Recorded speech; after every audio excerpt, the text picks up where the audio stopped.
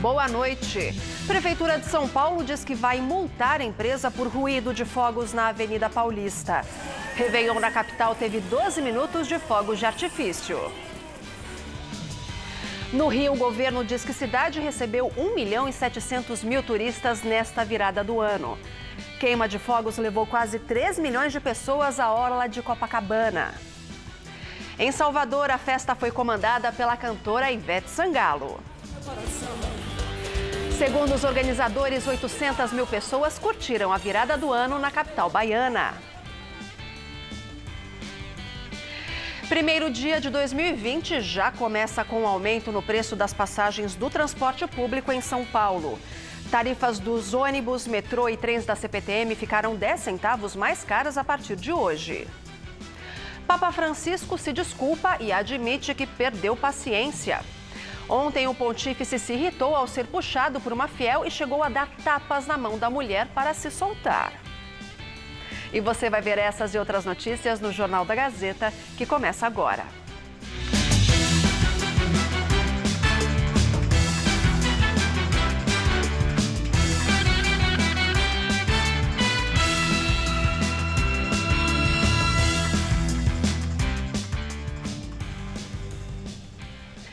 Começamos o primeiro Jornal da Gazeta de 2020 acompanhando a movimentação das estradas após a virada do ano. O repórter Luciano Penteado está na central de monitoramento da Ecovias e tem mais detalhes. Boa noite, Luciano. Olá, Luciana. Boa noite a todos. Pois é, viu, dos 619 mil veículos que deixaram São Paulo rumo ao Baixada Santista neste feriado de Réveillon, 384 mil, portanto um pouco mais aí da metade, já retornou para a capital paulista. O movimento é intenso agora à noite no sistema Anchieta Imigrantes, mas o motorista até que consegue boa fluidez aí na volta para a capital. Vamos dar uma olhada em uma das câmeras aqui da central. Essa câmera fica na altura do quilômetro 59, ali na Baixada Santista, pista ali da esquerda, motoristas voltando para São Paulo, movimento intenso agora, mas até que fluindo. Tem 2 pontos de lentidão agora à noite em que o motorista encontra mais dificuldade para trafegar. É o trecho que fica entre os quilômetros 58 e 50 da Imigrantes, na volta aqui para São Paulo, e também na Padre Manuel da Nóbrega, entre o 284 e o 280. A gente lembra ao motorista que a Ecovias, a empresa que administra o sistema, opera agora à noite no esquema 2x8, em que 6 pistas da Imigrantes são usadas para a subida da serra e 2 pistas da Anchieta. Portanto, é um horário aí em que o motorista consegue fluir bem aí na volta para São Paulo. Voltamos com você no estúdio, Luciana. Obrigada, Luciano. E após a festa da virada na Avenida Paulista, a Prefeitura de São Paulo disse que vai multar a empresa contratada para fazer a queima de fogos de artifício. O motivo é que o show de fogos não foi silencioso como previsto no acordo. A comemoração reuniu 2 milhões de pessoas. Muita gente chegou cedo para celebrar a passagem de ano no maior cartão postal da cidade. O Réveillon de São Paulo é um dos maiores do Brasil em público e o segundo em faturamento. Esse ano, a estimativa é que 600 milhões de reais tenham sido gastos esta semana na capital e a taxa de ocupação dos hotéis chegou a 80%. No palco de 20 metros de largura e 16 de altura, subiram a dupla Ana Vitória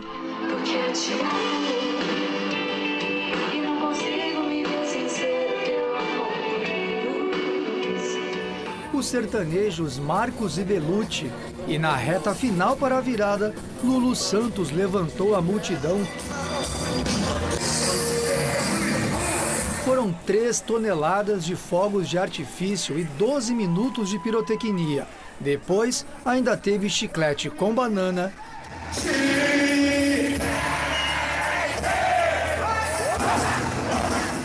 e a bateria da escola de samba Rosas de Ouro.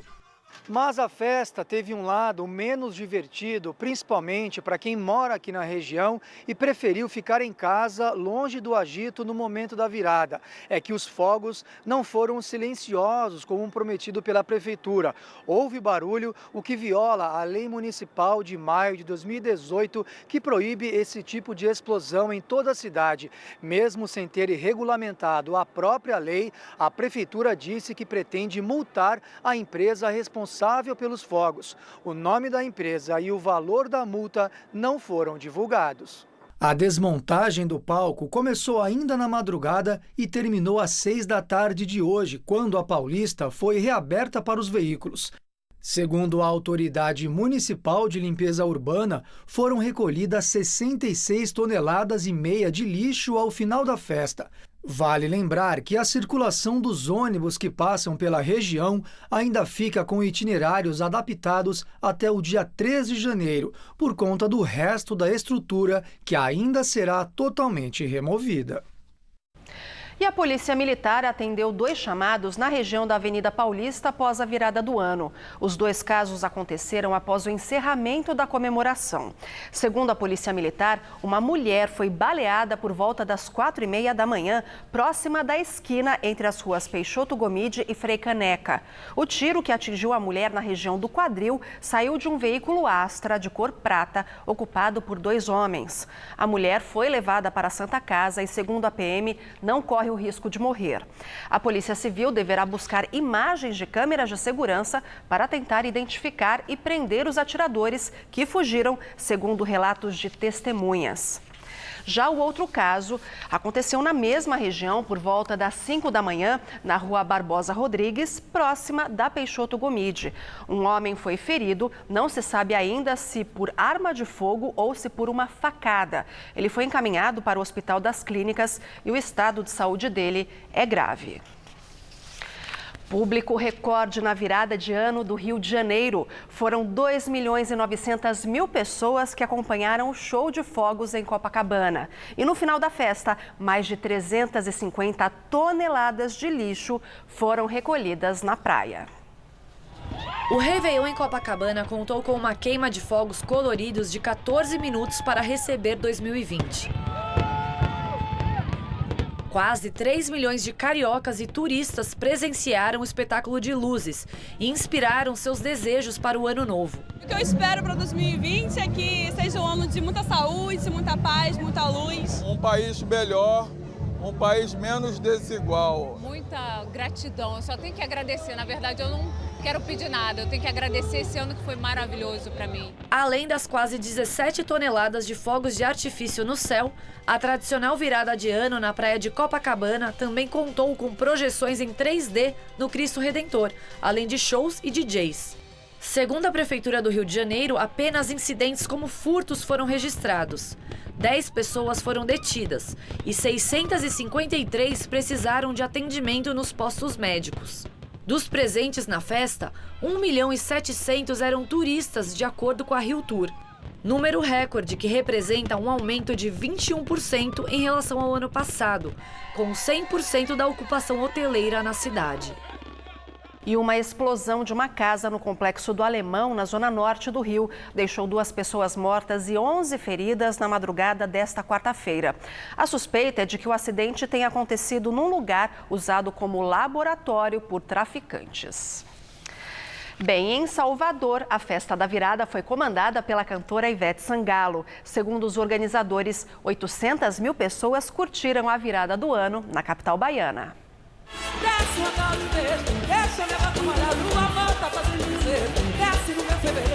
A cantora subiu ao palco pouco antes da meia-noite, na Arena Daniela Mercury, na orla da Boca do Rio, na capital baiana. Ivete comandou a contagem regressiva para 2020. Feliz Ano Novo! Foram 15 minutos de queima de fogos. Feliz Ano Novo, banda! Grandes capitais do mundo também comemoraram a chegada do novo ano, cada uma à sua maneira. Com muitas luzes, usando tecnologia ou até métodos tradicionais. Mesmo com a greve do transporte público que dura semanas em Paris, milhares de turistas e parisienses conseguiram se reunir na famosa Avenida Champs-Élysées para dar as boas-vindas ao Ano Novo. A contagem regressiva foi feita no Arco do Triunfo, que também recebeu imagens projetadas em 3D.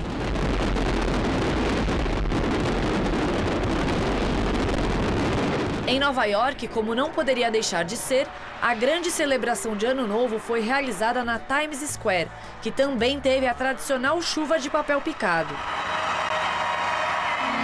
Em Londres, o famoso relógio Big Ben tocou pela primeira vez após uma longa restauração. Foram 12 badaladas. Milhares de pessoas acompanharam o show de fogos de artifício disparados da famosa roda gigante London Eye. Xangai, na China, deu um show de tecnologia com um lindo espetáculo de luzes. Cerca de 2.000 drones controlados por computador formaram diversas imagens em 3D, como pássaros, águas-vivas, incluindo o relógio da contagem regressiva.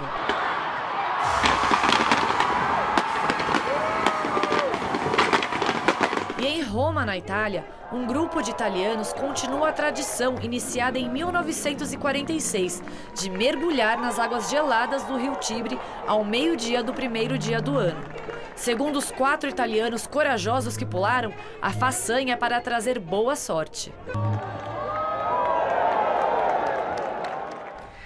Bem, o primeiro dia de 2020 já começou com um aumento no preço das passagens do transporte público em São Paulo. As tarifas dos ônibus, metrô e trens da CPTM ficaram 10 centavos mais caras a partir de hoje e passam de R$ 4,30 para R$ 4,40. De acordo com os governos municipal e estadual, o reajuste foi necessário para cobrir os custos operacionais do sistema devido à forte redução do subsídio.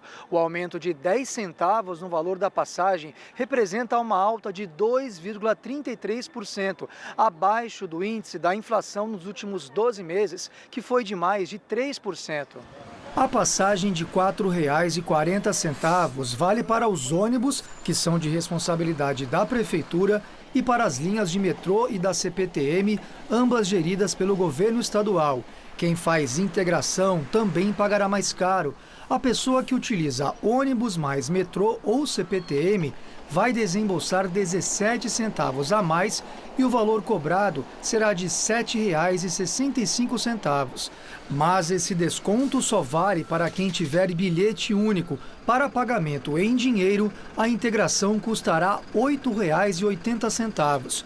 O reajuste gerou algumas reações negativas de passageiros que não estavam sabendo e outros que reclamaram que o aumento não acompanha os avanços em mais linhas e mais qualidade, como ônibus novos e com ar-condicionado, além das condições financeiras da população.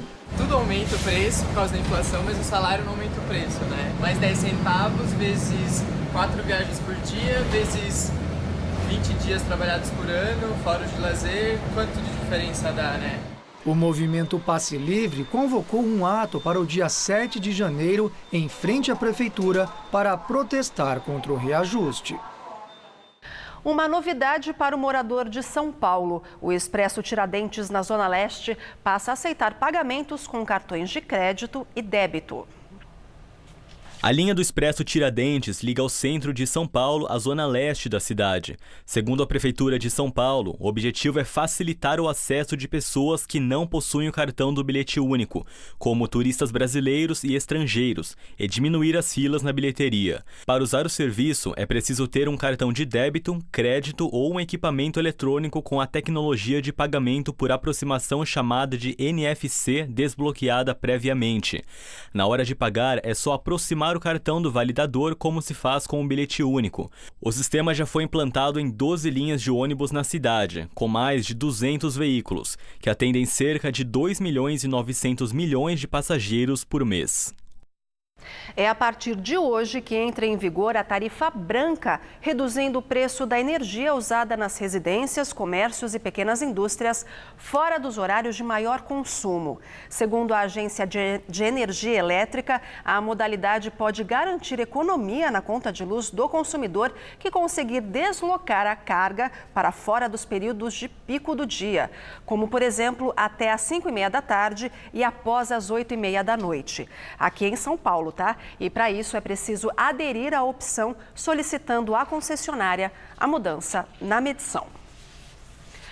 O presidente Bolsonaro passou a virada do ano no Palácio da Alvorada. Ele iria passar o Réveillon na Bahia, mas desistiu. A previsão era de que ele ficasse na base naval de Aratu até o dia 5 de janeiro, mas o presidente decidiu voltar a Brasília para ficar com a família no Réveillon.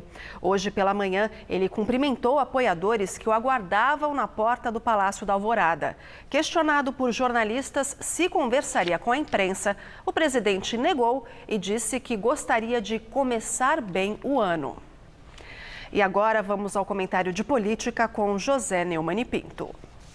Há algum tempo eu disse que, como antigamente havia nas portas das fábricas aquele aviso, hoje completa tantos dias com acidente de trabalho zero. Se o pessoal do marketing do Bolsonaro fosse competente, já tinha mandado fazer essa placa para frente dos ministérios.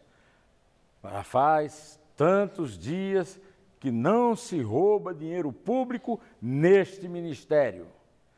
Este recorde de zero corrupção em todos os ministérios do governo federal não foram comemorados pelo Bolsonaro no ano passado. Ele fez até uma declaração sobre isso. E quando eu falei isso, muitos disseram, e o ministro do Turismo, o Marcelo Álvaro Antônio, as laranjas de Minas. E o Flávio Bolsonaro, que é denunciado e processado, investigado pelo Ministério Público do Rio.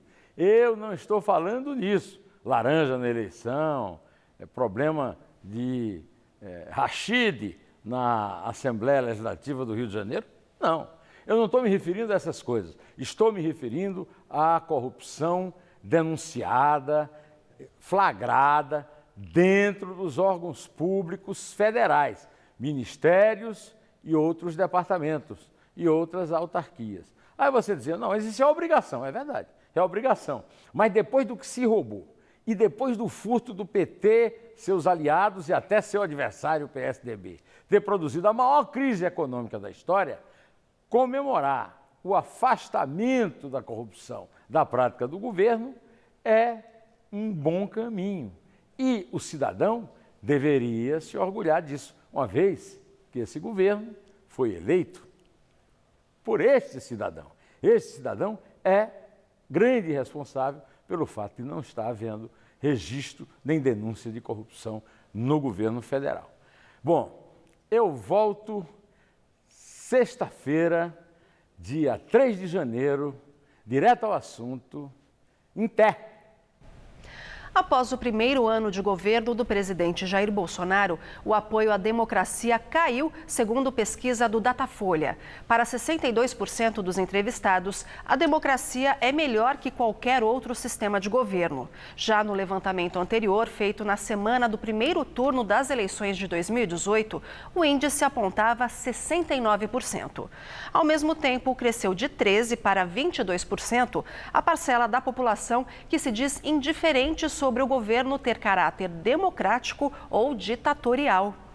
O Datafolha também questionou se os entrevistados sabiam o que era o Ato Institucional número 5, uma das principais medidas de repressão adotada pelo regime militar no Brasil, e 65% nunca ouviram falar.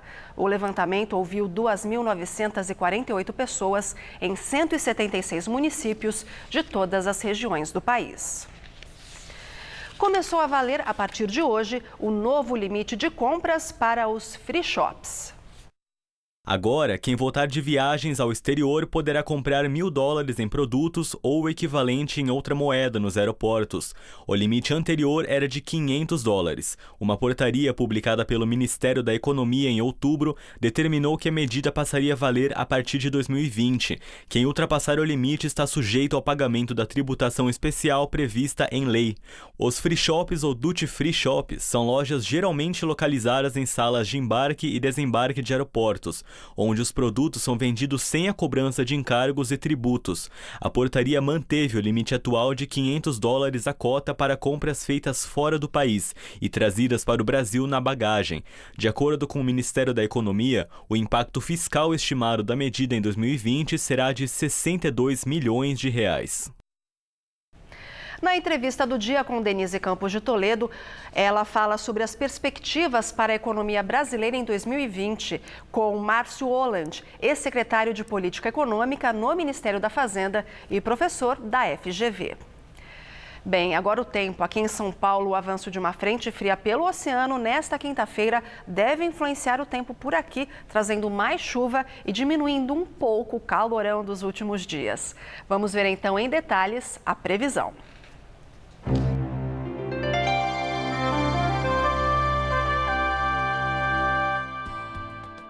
No mapa é possível ver em amarelo que apenas os extremos do país terão uma quinta-feira de tempo firme e ensolarado. Já na grande parte do Brasil, a previsão é de sol com pancadas de chuva que podem ser fortes no Triângulo Mineiro, norte de Goiás e do Mato Grosso, em Rondônia, no Maranhão, Piauí e Ceará. Tanto em Porto Alegre quanto em Brasília, a previsão para amanhã é a mesma. Períodos de céu nublado com chuva a qualquer hora. Máximas de 26 graus na capital gaúcha e de 27 em Brasília. E em Maceió, tempo firme e ensolarado, com máxima de até 33 graus.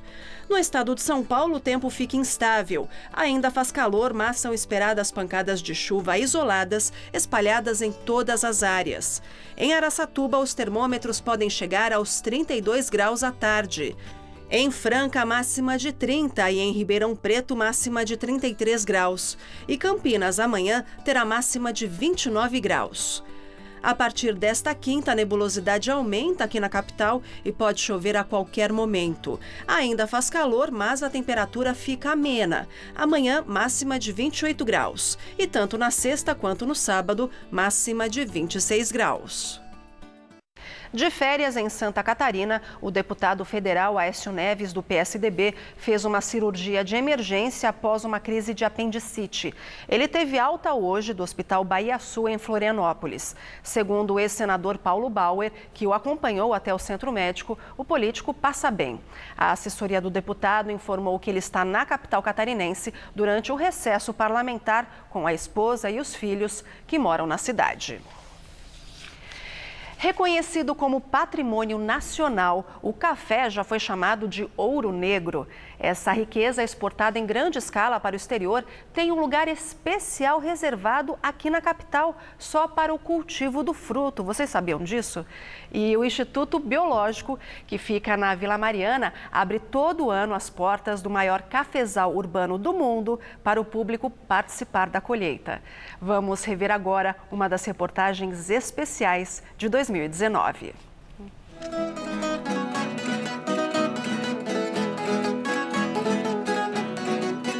O fruto já está maduro no pé. No campo, a colheita já começou. É que esse é um cafezal urbano. Isso mesmo, fica bem no coração da cidade, ao lado da Avenida 23 de Maio. São 2.200 plantas numa área de 10 mil metros quadrados dentro do Instituto Biológico. Aliás, a história desse prédio imponente, no estilo Art Deco, se mistura com o desenvolvimento do café no estado. Essa foto da década de 20 mostra que não havia quase nada na região, nem avenida, nem mesmo o Parque Ibirapuera.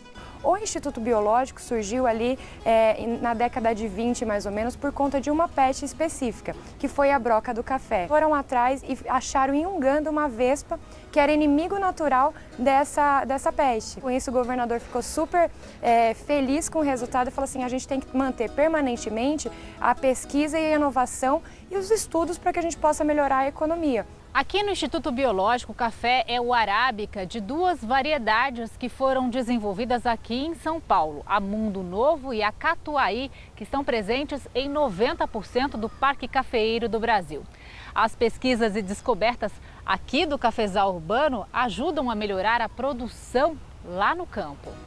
A coordenadora de desenvolvimento rural da Secretaria de Agricultura conta que várias pesquisas estão em andamento e que todo o conhecimento gerado é compartilhado com o agricultor sem custo. Uma das principais pesquisas que a gente está desenvolvendo aqui sobre o café é o café naturalmente descafeinado. Além disso, a gente tem investido e pensado muito toda a cadeia dos orgânicos, né? Para comemorar e incentivar o trabalho, todo ano o Instituto promove a Festa Sabor da Colheita. Além de participar da colheita ao lado de especialistas, o público poderá degustar o café cultivado na cidade.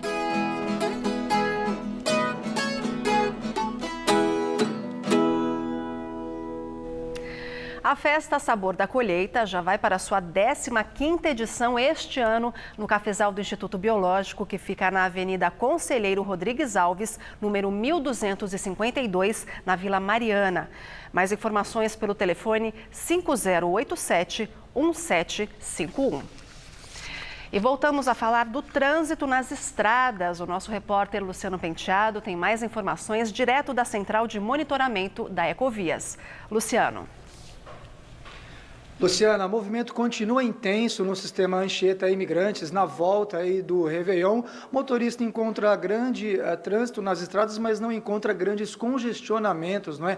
Pontos de lentidão relevantes na volta para a capital. Agora há pouco teve um incêndio na altura do quilômetro 51 da pista norte da Imigrantes. Uma equipe da Ecovias já foi até o local, não houve feridos, mas houve ali uma lentidão que não atrapalha a fluidez do trânsito. A gente vai conversar agora com o Felipe Martimiano, ele é coordenador de tráfego aqui da Ecovias. Felipe, boa noite, obrigado pela sua participação. Quem estiver em casa vendo essas imagens que a gente mostrou e essas informações e ainda tiver para sair de casa, é um bom horário para pegar a estrada agora à noite? Isso, conforme o planejamento que a Ecovias fez e que é aprovado pela Artesp, esse é o melhor momento agora de usuário adentrar ao sistema, né? Até por volta da manhã, no comecinho da manhã, ainda é um bom horário para esse usuário que quer retornar à capital paulista utilizar o sistema Anchieta Imigrantes. E aí não vai encontrar, quer dizer, grandes congestionamentos, vai ter um ou outro ponto de lentidão, mas nada que atrapalhe a viagem? Isso, correto. A previsão é que você tenha tanto volume de subida quanto descida mais alto, né? Mas fluindo bem durante o dia todo. Amanhã, quem quiser deixar para amanhã, vai ter trânsito também ou a expectativa é que tenha menos trânsito ainda? Amanhã, como já é um dia útil, né, nós não vamos fazer a operação 2x8, que é a operação onde você oferta as 2 imigrantes para a subida da capital. Então, o usuário que quiser utilizar o sistema para ir para a capital, o importante é sair no final do dia para encontrar o sistema mais tranquilo. Ok, muito obrigado, Felipe, pela sua participação. Voltamos com você no estúdio, Luciana. Obrigada, Luciano, e ao Felipe também. Bem, veja a seguir as notícias internacionais. Papa se desculpa e admite que perdeu paciência com uma fiel que o puxou. A gente volta já já.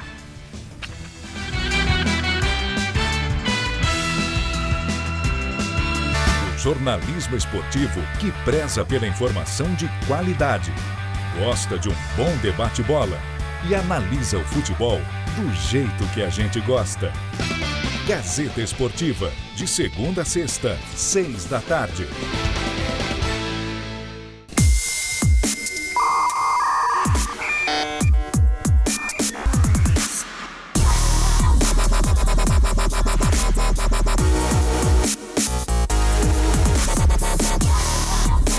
As definições de profissões promissoras foram atualizadas com sucesso. O mundo está em constante transformação. E você? Comunicação é o futuro. Comunicação é na Caspia.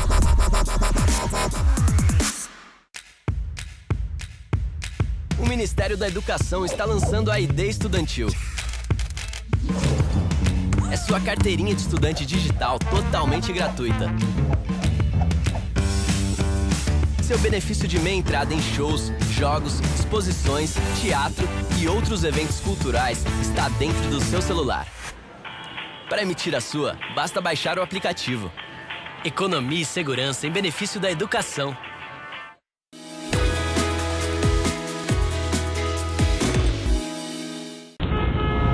cidade tão grande, tão cheia, tão tensa, tão intensa.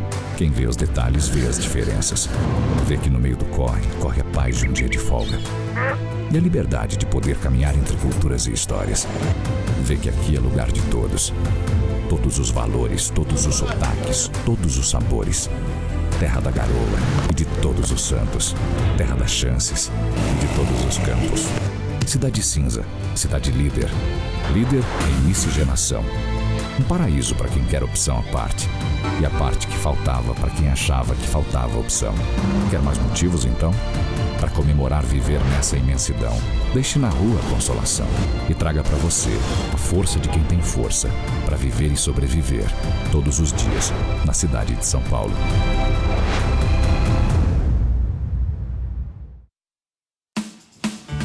Nada melhor nesse comecinho de ano do que se inspirar em uma linda história de superação. No Mulheres desta quinta, conheça a trajetória do esportista Márcio Neto. As receitas do chefe Olivardo Sacchi são imperdíveis. Vamos aprender a fazer saladas de bacalhau. Você vai se deliciar. E aumenta o som, porque nós vamos curtir Dudu França. Grilo na cuca, caro coroa, eu prefiro a cara. Na minha conta, noves fora nada. Fique ligada no Mulheres é nesta quinta, às 14h. Fogo, fogo.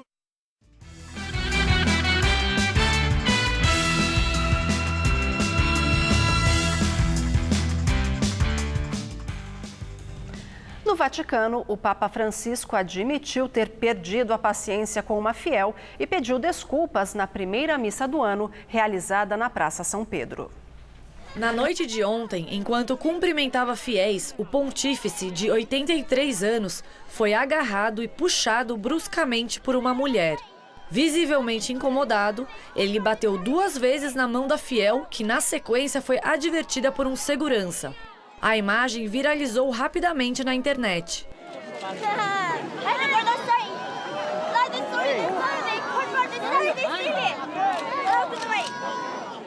Hoje de manhã, na primeira missa de 2020, o Papa Francisco disse que muitas vezes as pessoas perdem a paciência e que com ele não foi diferente.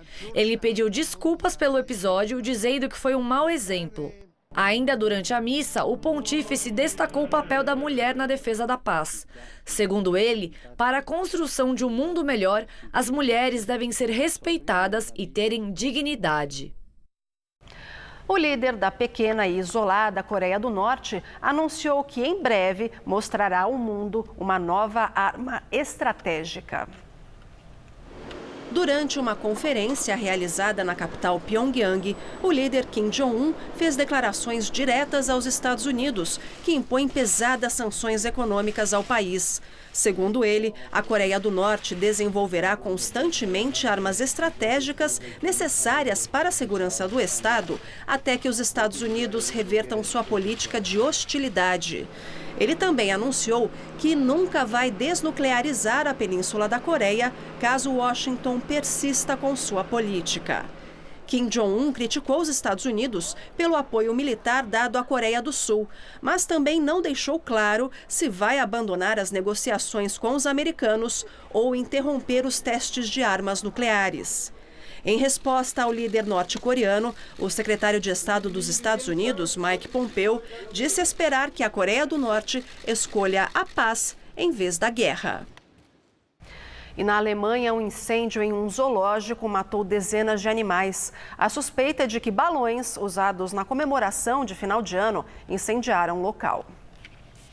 O zoológico fica localizado em Krefeld, oeste da Alemanha. Nas primeiras horas do dia, uma grande estrutura de madeira, instalada em uma área de 2.000 metros quadrados, onde viviam macacos de várias espécies, foi totalmente destruída pelo fogo.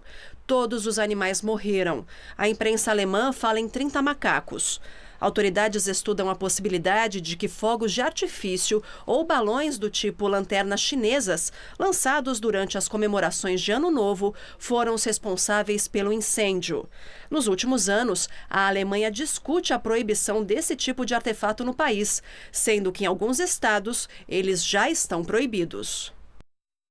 O ministro da Justiça e Segurança Pública, Sérgio Moro, comemorou as decisões recentes do governo Jair Bolsonaro de ampliar investimentos em segurança. No Twitter, o ex-juiz destacou a autorização de concurso público para preenchimento de vagas do Departamento Penitenciário Nacional.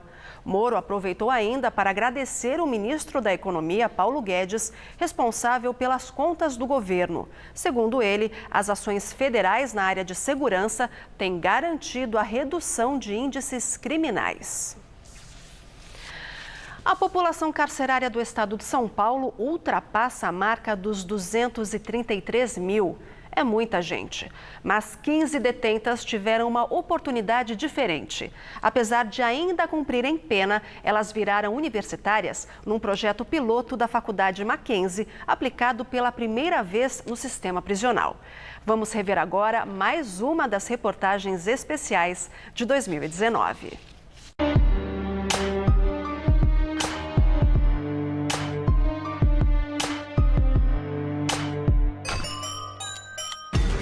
Quando a gente passa pelo sistema prisional, parece que tudo que você fez de bom no passado é apagado. As pessoas só se recordam do momento que você passou pelo sistema prisional, né? E eu vi assim que a gente era desmerecido em tudo, né? Eu acredito que é o preconceito, né? Eu já tinha sido presa anteriormente e não conseguia arrumar mais emprego. Então, a única porta que estava escancarada mesmo era aquela do crime lá para ficar ali, né? Vegetando. Shirley trabalhava como auxiliar administrativo. Ana Lúcia era gerente de concessionária de veículos. Elas foram presas por tráfico de drogas. Na verdade, eu tinha mudado de vida, porém eu tinha algo pendente no passado com a justiça, né?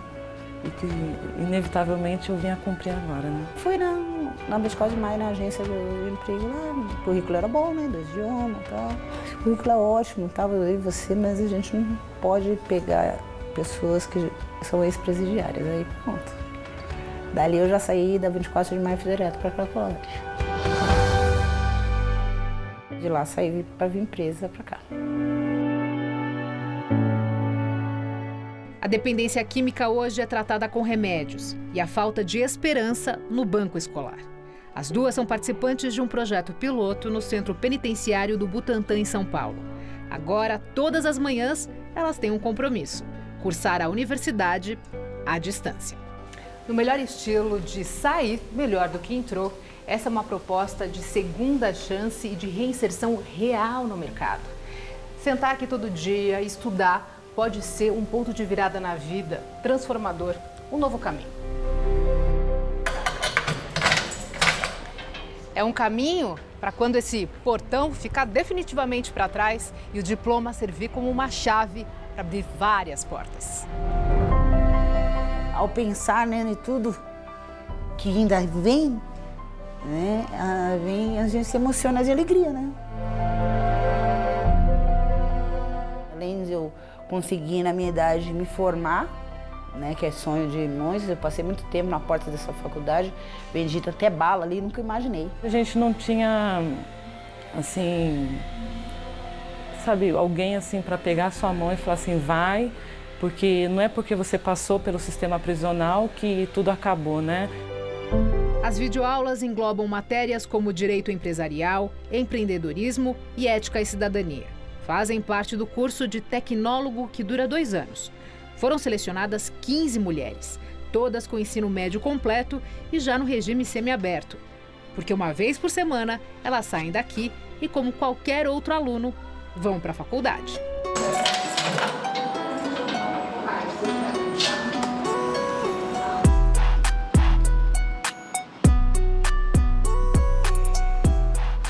Uma vez por semana, elas saem ali do centro do Butantã e vêm aqui para o centro da cidade para estudar, tem acesso à internet, mas é um dia diferente. Como é que é, Shirley? Esse dia é o dia da expectativa, né? É o dia mais esperado durante a semana, porque é um dia que você se sente livre, né? Você sai, toma o ônibus, vem até aqui. E nesse meio tempo, ninguém fala que a gente veio daquele lugar onde a gente estava, né? Até o ar é outro. A sociedade precisa entender que um erro lá atrás ele pode ser transformado em aprendizado. Então, para a gente quebrar o ciclo, na verdade, da vulnerabilidade social, a educação sozinha, ela não vai dar conta. A gente precisa que as pessoas abram, né, essa oportunidade delas estarem estagiando, por elas serem estudantes, e depois uma futura contratação, para que elas tenham de novo a sua renda, sua autonomia e que elas possam ter na família essa condição de uma sobrevivência financeira. Apesar da tornozeleira eletrônica, nesse dia, elas são apenas universitárias. Assim como a Daniele, que começou a estudar ainda na prisão. Ganhou a liberdade, mas segue no curso. As outras vezes me senti perdido, porém sem direção. Dessa última vez eu me senti perdido, porém eu tive direção, eu tive pessoas que me ajudaram. Ela agora estuda e trabalha. Conseguiu emprego como guardiã de bicicletas e patinetes. Me sinto muito importante, porque lá a gente se sente o número, né? Aqui eu me sinto alguém que faz parte, que soma, que está junto com a empresa. Hoje eu visto a camisa da escola, a camisa da faculdade, eu visto a camisa do meu emprego hoje. Te emociona? Por quê? Porque são muitas. E a liberdade passa a ser um desafio, não só para elas, mas para a gente.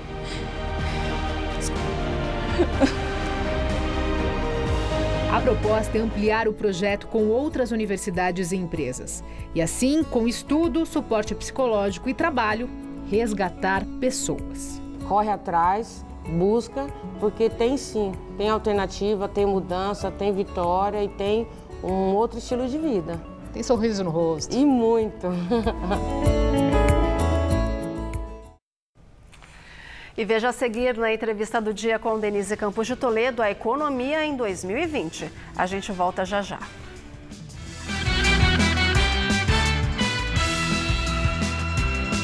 Veja bem, Gazeta fazendo 50 anos. Todo mundo tem um respeito e uma admiração muito grande pela TV Gazeta, pelo esporte da Gazeta, que é referência. Tem prestígio, tem nome, tem credibilidade. Aqui a gente sempre teve liberdade de expressão. Nunca ninguém desceu e falou, vocês vão falar isso. Bom, a gente tem um compromisso com o jornalismo. E transformamos o domingo, né, em um dia nobre da televisão. 5 décadas de tradição na transmissão de eventos esportivos. Sempre com um time campeão. A marca do esporte é a Gazeta. É sensacional. Gazeta Esporte, 50 anos. Próximo domingo, 9 da noite.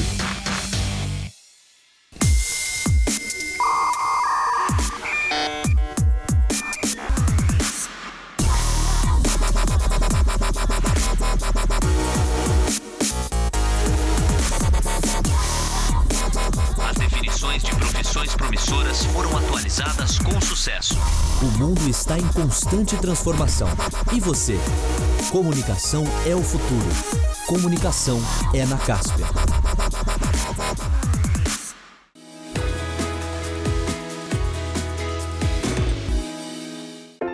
O Vitor sempre falava que queria ser doador de órgãos. E eu apoiava. Nada prepara a gente para aquele momento de dor. Na hora que os médicos perguntaram, não foi fácil decidir. Mas saber que outras famílias seriam ajudadas me fez dizer sim à doação de órgãos. Meu nome é Márcia, eu sou mãe do Vitor, doador. A vida continua. Converse com a sua família sobre ser doador de órgãos.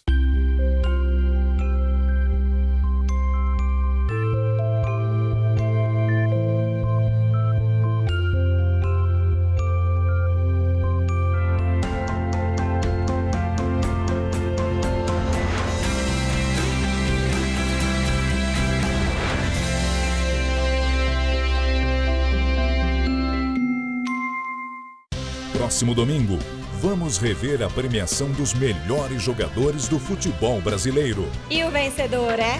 Uma grande festa, repleta de alegrias e grandes surpresas. 16º Troféu Mesa Redonda.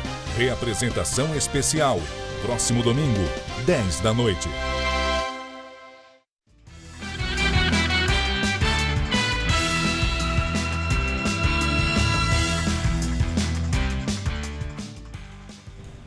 Vamos agora à entrevista do dia com Denise Campos de Toledo.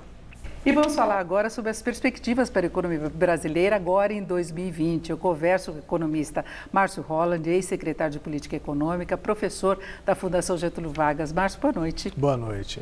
Bom, nós tivemos no final de 2019 a melhoria de vários indicadores, resultado muito positivo de vendas de Natal, recuperação de mercado de trabalho no último balanço do IBGE, da PNAD. Você acha que, de fato, a gente pode contar com uma consistência maior do crescimento agora em 2020? Eu vejo o ano de 2020 com um crescimento realmente bem mais consistente, bem mais ordenado do que foi em 2019. Lembrando que em 2019 nós iniciamos até com um cenário muito positivo, né? Há um ano, mais ou menos no final do ano anterior, havia uma projeção de que em 2019 íamos crescer 2,5%. Já chegou a falar de 3% até no começo do ano. E as estatísticas do IBGE vão logo mostrar um crescimento em torno de 1,1, 1,2, 1,3, parecido com o ano anterior, 2 anos anteriores. Mas nós tivemos muitas instabilidades no ano de 2019, né? 2020 já começa mais redondo, já começa com taxa de juros bem baixa, a questão fiscal bem mais resolvida, a reforma da Previdência, que é extremamente importante para equacionar as contas públicas e dar mais segurança para investidores, também já superada. Então é um ano que começa com a consistência melhor em termos de crescimento econômico. É um crescimento econômico que vem, me parece, com a característica muito boa. E não teve a participação do governo, né? No que a gente estava acostumado a ver, aumento de investimentos, o intervencionismo maior na economia, isso não aconteceu. Por conta, inclusive, até das questões fiscais, né? O governo não tem espaço fiscal algum, houve um forte corte de investimentos públicos, né? E grande parte da máquina também, o que também talvez tenha um efeito positivo, né? Nós aprendemos a mudar o piso do gasto com a máquina. A gente falava em 120 bilhões, depois 110 bilhões, a máquina vai parar com 100 e está dando para rodar com 90. É isso, exatamente. Então nós conseguimos descobrir aí que o Brasil pode fazer um ajuste sem comprometer a saúde da economia no seu conjunto. E esse é um lado positivo. É um crescimento muito baseado no setor privado, muito baseado na expansão do crédito privado, livre, em detrimento de crédito direcionado, e baseado no consumo de famílias e, digamos, um ânimo dos empresários através de uma que a gente chama de expectativa e confiança melhor para este ano. Agora, a gente tem alguns desafios importantes ainda para consolidar esse processo. O próprio ajuste fiscal teve um avanço importante com a reforma da Previdência, mas nós temos as PECs no Congresso que já foram apresentadas pela equipe econômica, né, que inclusive tem uma que é emergencial, que são gatilhos que vão ser acionados no caso de o governo ter dificuldade de cumprir determinações legais, limites legais de gastos, e nós temos outras que mexem um pouco mais com a estrutura de gastos, pegando também estados e municípios. Se espera a reforma administrativa ainda, porque se sabe que tem um caminho longo, o governo ainda lida com metas de um déficit imenso das contas, né? Nós temos um problema estrutural que é a rigidez do orçamento, né? Mais de 90% do orçamento público da União é comprometido com folha de salário de servidores, inativo em geral, e a aposentadoria do regime geral da Previdência. Isso compromete bastante o que a gente chama a administração do orçamento da União.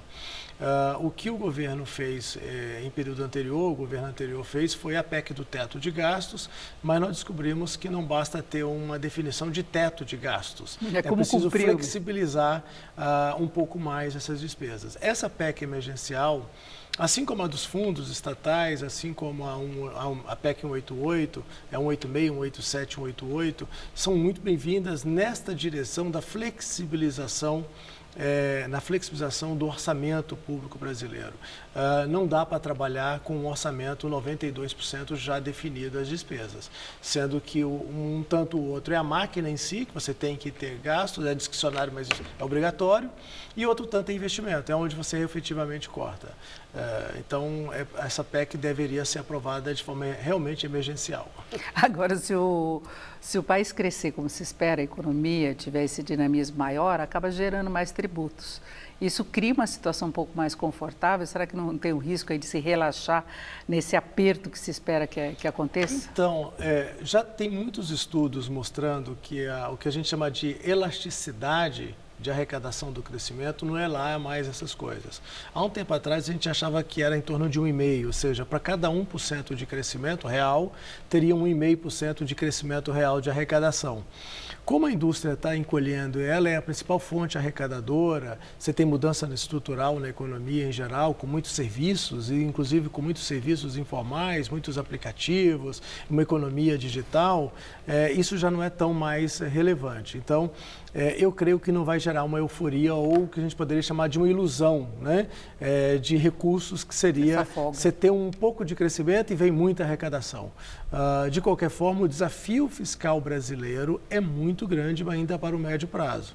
Nós ainda estamos brigando com a dívida pública em torno de 78%, 79% do PIB, indo para 77%, 76%, o que é muito alto perante padrões internacionais. O resultado primário ainda persiste negativo, que é a diferença entre o governo arrecada e gasta. Os compromissos e os encargos financeiros da dívida ainda é muito alto. Ou seja, o Brasil ainda tem aí uns pares de anos para fazer de deveres de casa na questão fiscal. E a reforma tributária? Você falou dessa questão de impostos, nós temos as propostas já apresentadas no Congresso, o governo lançando algumas ideias, mas nada de muito concreto ainda, a gente sabe mais ou menos o que eles esperam.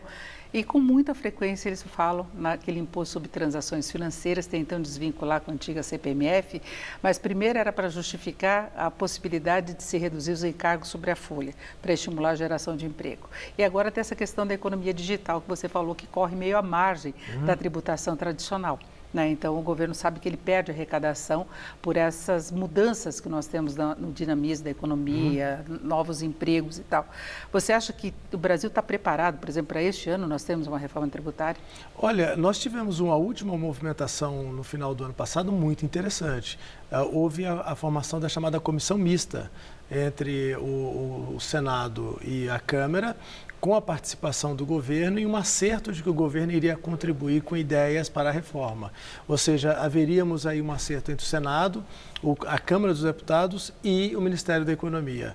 Isso foi muito bem visto, porque tirou aquela ideia do protagonismo do Senado com a PEC 110, através das ideias do Raul, da PEC do 45 na Câmara, a partir da iniciativa do Baleia Rossi e daquilo que poderia se chamar reforma tributária do governo. Imagina 3 PECs de reforma tributária, não teríamos nada. Então, o que nós vamos ter, muito provavelmente, essa comissão deve trabalhar agora nesse mês de janeiro e provavelmente nós vamos ter uma convergência que me parece que está indo para aquilo que a gente vem discutindo aqui no seu programa, que é você ter uma reforma de PIS/COFINS, você ter alguma iniciativa em imposto de renda para pessoa jurídica, talvez para pessoa física e um pouco de ICMS já seria uma grande medida. Ou seja, e esse imposto sobre transações financeiras, você acha que seria viável, tendo como objetivo essa taxação, apesar que eles gostam da ideia, inclusive nós tivemos a saída do secretário Marco Sintra, porque ele defendia de fato esse imposto sobre transações financeiras. Né? Quando a gente fala em reforma tributária, é importante entender que existem tributos diferentes. Existe o tributo sobre consumo, que é o que é basicamente a PEC da Câmara. A PEC da Câmara, que é a PEC 45, é exclusivamente uma PEC sobre tributação sobre consumo. Existe a tributação sobre a renda, que não está na PEC 45, mas tem muitas iniciativas na PEC 110 do Senado, e o próprio governo tem falado de forma muito interessante em fazer alterações, que é uma reforma da tributação de negócios no Brasil. O Brasil tributa negócio e não tributa renda, né? Que é o imposto de renda da pessoa jurídica. Tem a tributação sobre patrimônio, que a gente praticamente não fala sobre ela no Brasil, e tem a tributação sobre a folha de pagamentos. E aí está o gargalo, porque o ministro da Economia deseja muito desonerar a folha de pagamentos. O Brasil tem um custo da folha de pagamentos muito alta. Todo mundo sabe que para cada um salário que você paga, você tem que ter 2,5 salário, 2,2 salários de despesa. 33% do salário no Brasil é contribuição social. É o segundo maior percentual de contribuição social do planeta. Só perde para a Suíça, segundo os dados da OCDE. Então, de fato, você tem uma cunha fiscal na folha. E a pergunta passa a ser, o que fazer para reduzir essa cunha fiscal ou esse peso do tributo na folha de salários? Teria que substituir com alguma outra tributação. Com alguma outra coisa. O problema é que essa folha de salários, essa contribuição patronal, arrecada muito. Quase 300 bilhões de reais. Aonde você vai arrumar imposto para arrecadar 300 bilhões de reais? Aí começa a surgir a discussão. A velha CPMF, aquela de 0,38%, que foi extinta em dezembro de 2007, ela gerava hoje algo perto de, vamos chamar, 100, 110 bilhões de reais. Falta aí outros Então, 200 bilhões. E era uma alíquota considerada muito alta, e é um alta. imposto muito ruim. Quando você fala no Nanotex, que o pessoal do Brasil 200 propõe, é uma microtributação sobre toda e qualquer movimentação financeira. A CPMF, ela incidia sobre 8 PIBs brasileiros. É meio estranho falar isso, alguém pode não entender isso, mas o PIB é um valor adicionado. Só que para ter um valor adicionado no ano, que é em torno de 7 trilhões de reais, você tem muita movimentação financeira. Cobrava em todas elas. Em várias elas. Isso dava uma média de 8 PIBs para gerar a base de incidência da CPMF. Quando você fala do microtax, a gente estima algo perto de 100 vezes o PIB. Então, como você aumenta muito a base de incidência, provavelmente a alíquota pode ser muito pequena.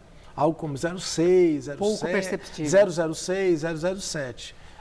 Mas a ver, precisa estudar, precisa fazer conta, e isso ainda não está pronto. E tem uma resistência política muito grande em relação a isso. Tem uma resistência política muito grande. E tem a questão também, outro desafio é aumentar os investimentos no país, não é? Porque nós tivemos no ano passado, mesmo com a melhoria de confiança em geral, o fluxo de investimentos para o Brasil não foi dos melhores, né? Ele não confirmou as expectativas, nós tivemos um saldo relativamente negativo. Agora, o nível geral de investimentos, mesmo que você pegue uma certa recuperação que houve nos últimos meses do ano, em termos de percentual do PIB, é muito baixo. Essa é uma anomalia brasileira e não é de crescer. hoje. Essa é uma anomalia brasileira e não é de hoje, né? O que a gente chama de formação bruta de capital fixo no PIB ou a taxa de investimento no Brasil, ela briga entre, vamos chamar assim, historicamente, entre 15%, 16% e 18%, 19%.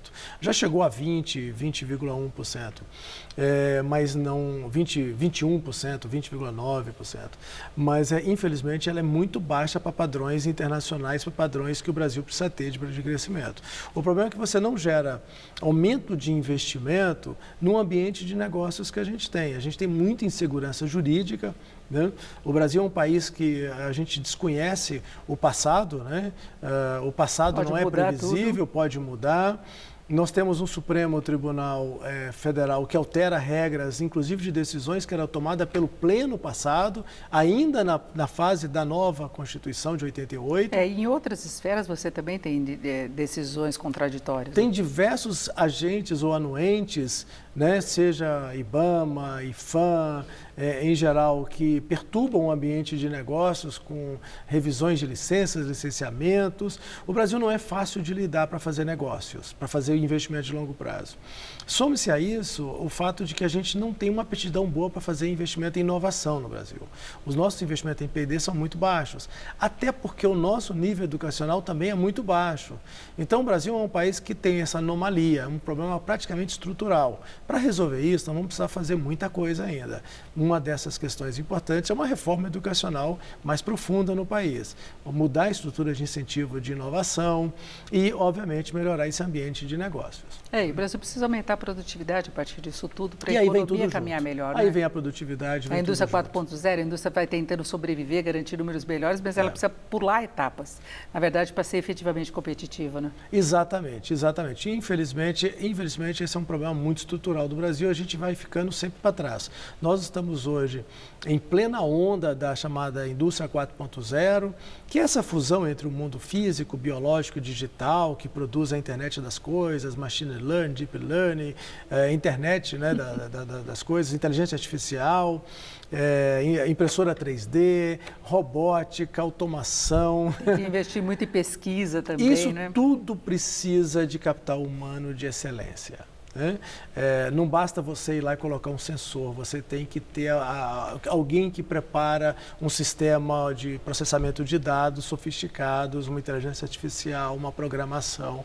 E, infelizmente, o Brasil é um país que tem pouco data cientista ou pouca gente envolvida nesse processo. Bom, então a gente pode esperar mais crescimento este ano, uma melhoria, agora tem esse longo caminho a ser traçado. Né? O Brasil é um desafio, né? O que é bom, fica como lição para o ano positiva, nós vamos ter um crescimento crescimento bem melhor esse ano, pelo menos em termos de qualidade, de tamanho.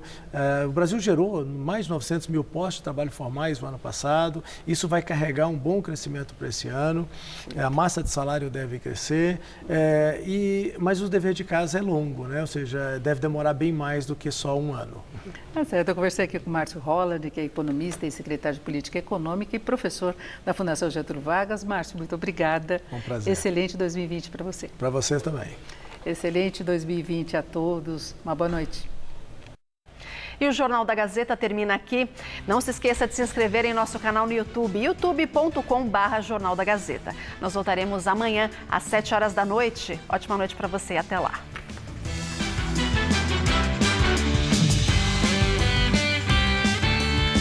Neste domingo, 9 da noite, não perca o especial Gazeta Esporte 50 anos.